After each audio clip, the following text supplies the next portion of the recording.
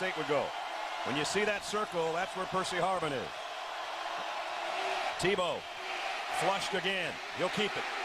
Tim on the run.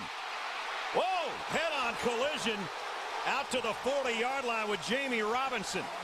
So the NIL ruins college football. I'm just going to say it right now.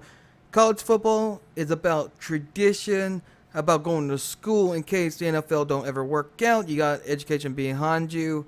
It's something about college football is more entertaining than the NFL, has more tradition, has something more about football than the NFL. It is not about getting paid. It was about having an enjoyment, the incredible atmosphere of the students, the alumni, college football fans about inside a college football stadium. And the NIL has gone way out of hand. Now the House versus the NCAA is not talking about the House of Representatives or any government stuff, but it does lead into court. But NCAA has settled with the House, the past players, all the way back to 2016, and there was some limitations to why they couldn't go further back. $2.8 billion goes to the previous players all the way up to 2016. But it opens up the door for, starting 2025, that universities are starting to play their players, but also in the agreement, it goes $20 million per year for the universities. And let me tell you something, it's already out of hand here for the NIL. It's ridiculous. I love the players getting paid for their name, image, and likeness. Reggie Bush is the most notable. He got his Heisman taken away for that.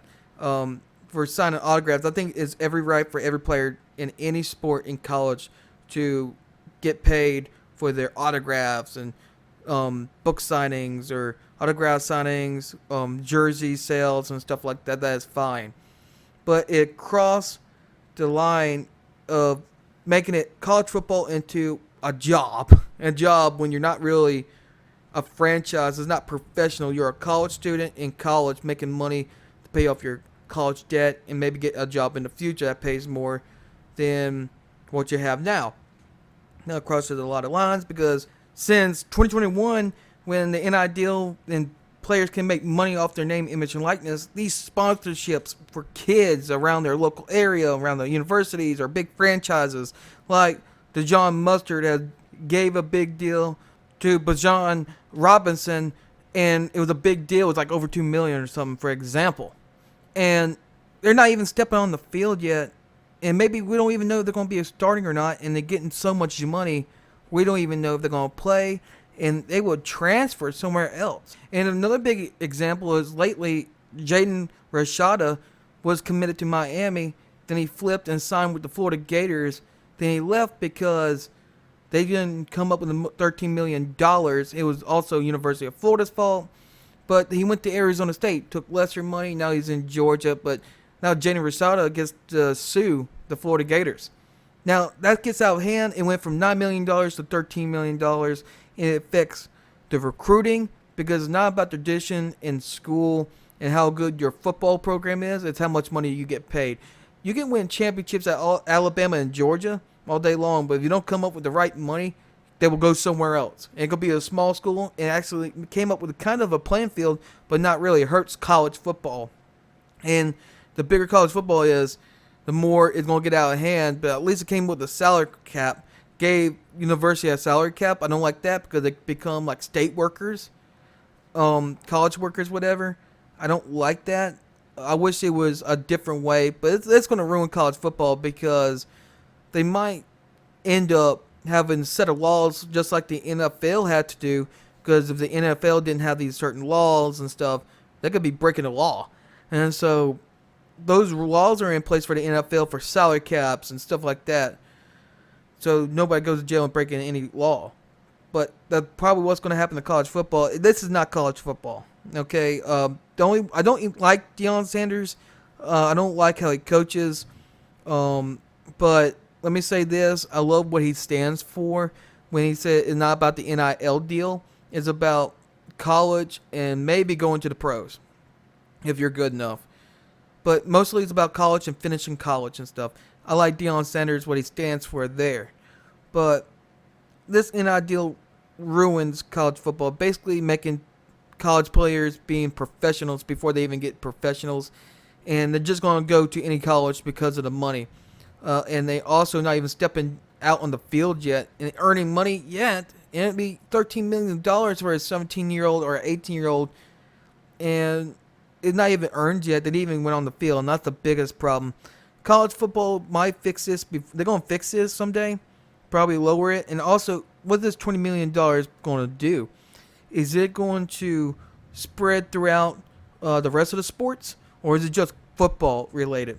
We're not sure yet, but it ruins college football, in my opinion. It don't feel like the atmosphere is going to be right. Yes, the fans are going to go crazy. I love the Florida Gators. Everybody's going to go crazy about their colleges still. And it's still better than the NFL. Even though I do NFL content, I'm a big college football fan, and it is way better. But it's that sense of college players not really caring about the colleges anymore or the traditions anymore. It's all about the money, and that's what it came to. It started that way back in the day, around the 2000s, when it came up with picking up speed, when Reggie Bush got his Heisman taken away. There's some big names that could have got big stuff back in the day, but it only goes to 2016. So it'd be interesting how this NIL deal going to salary cap everything, make sure everybody gets their equal share. Depends on the revenue of the colleges. But I don't like this. It is like professional without being professional. And the NFL got way more money than the colleges, but that's too much money for a lot of people that didn't step on the field yet. And what happens if they get injured, or he's not a good football player as he is, and he's just stolen money? But there is a good side to the NIL. If they come up with contracts and stuff, they can't just transfer. And that's one of the big problems in the transfer portal is they're transferring 2 or 3 times. Like Emory Jones, he went from Florida, Arizona State, Cincinnati. Or JT Daniels went from USC to Georgia to somewhere else now. Transferred 3 or 4 times. And now he's somewhere else. And now he's a super senior. And he's going.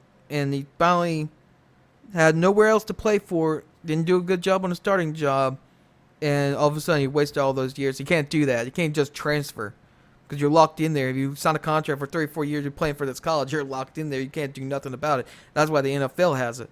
You can't just freaking leave. And that's why you don't see people all over the goddamn place. And that's why you have NFL free agency. The bad thing is college football won't have a free agency because college is 3 or 4 years. Then you go to the NFL. And so that's the good news about NIL, is lock you in that deal. But I can't wait to see how it goes. I wonder how this college football will survive. I know it will, but it just don't feel the same. It ruins college football. There's been a bunch of changes over the years for college football, and they adapted. We'll see how they adapt to this one for the NCAA football. Tell me what you think in the comments down below, and I'll see you in the next video.